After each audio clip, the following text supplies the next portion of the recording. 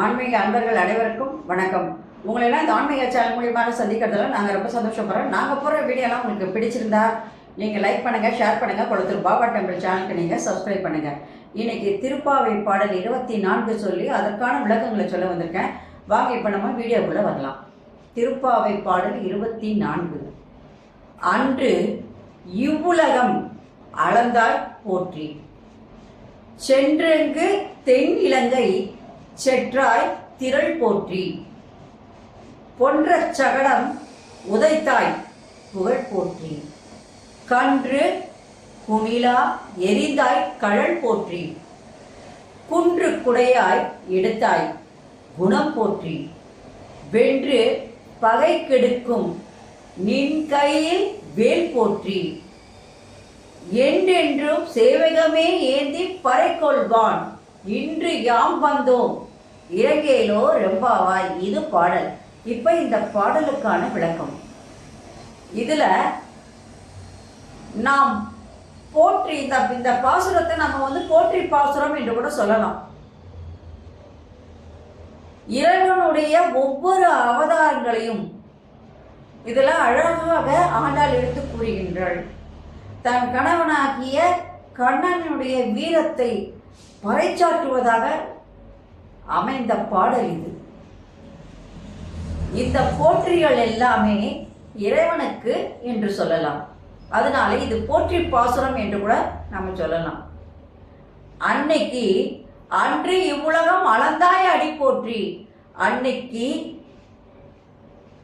வாமன அவதாரத்தில் விண்ணை ஒரு காலிலும் மண்ணை ஒரு காலிலும் அளந்தவன், உன் திருவடிகளை போற்றுகின்றோம். விண்ணை ஒரு காலிலும் மண்ணை ஒரு காலிலும் அளந்த உன் திருவடிகளை போற்றுகின்றோம். இந்த பாட்டில் 3வது முறையாக வாமனனுடைய அவதாரத்தை போற்றுவதாக கூறுகின்றாள் ஆண்டாள். அதை ஞாபகம் வச்சுக்கணும்.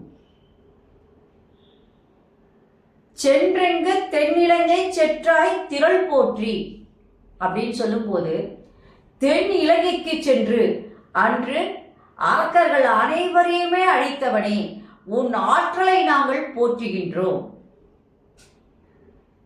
அதே நேரத்தில் பொன்ற சகடம் உதைத்தாய் புகழ் போற்றி, கன்று குணிலாய் எரிந்தாய் கழல் போற்றி அப்படின்னு சொல்லும்போது,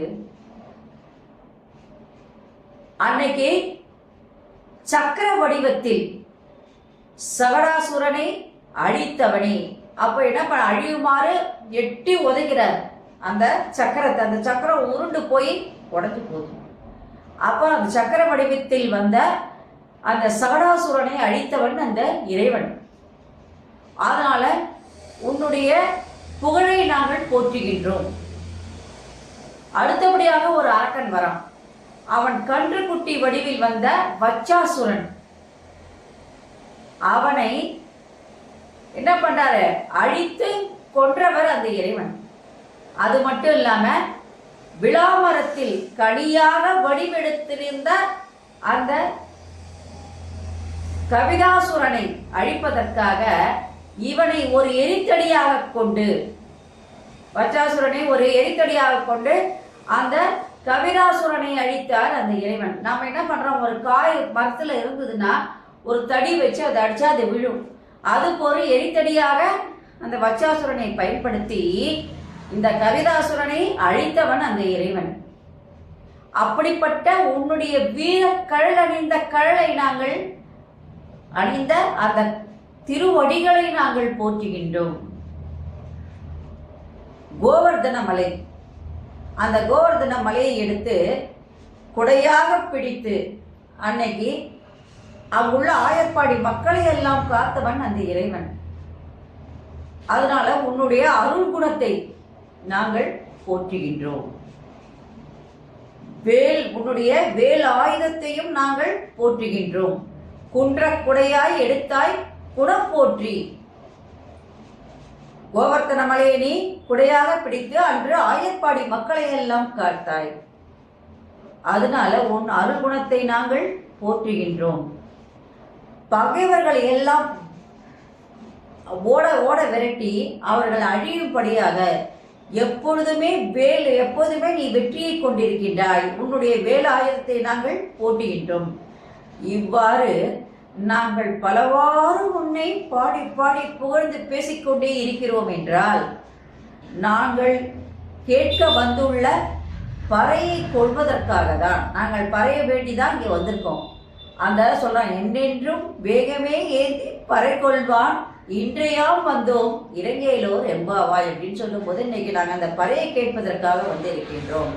எங்களுக்கு நீ உடனடியாக அருள் புரிய வேண்டும் என்று இப்பாடலிலே ஆண்டாள் அழகாக விளக்குகிறாள். இதில் நீங்கள் என்ன பார்க்கணும்னா, பகை கெடுக்கும் நின் கையில் வேல் போற்றி என்று சொல்லும்போது வில் என்ற தொழில் பெயரானது வேல் என்ற ஆயுத பெயராக மாறி இருக்கின்றது. அதை மட்டும் நீங்கள் ஞாபகம் வச்சுக்கணும். நன்றி, வணக்கம். இந்த வீடியோ உங்களுக்கு பிடிச்சா நீங்கள் லைக் பண்ணுங்கள், ஷேர் பண்ணுங்கள், குளத்தூர் பாபா டெம்பிள் சேனலுக்கு நீங்கள் சப்ஸ்கிரைப் பண்ணுங்கள். நாளைக்கு திருப்பாவை பாடல் 25 சொல்லி அதற்கான விளக்கங்களை சொல்ல வர. நன்றி, வணக்கம். ஓம் Sairam. Subscribe to my channel and please press the bell icon for more videos.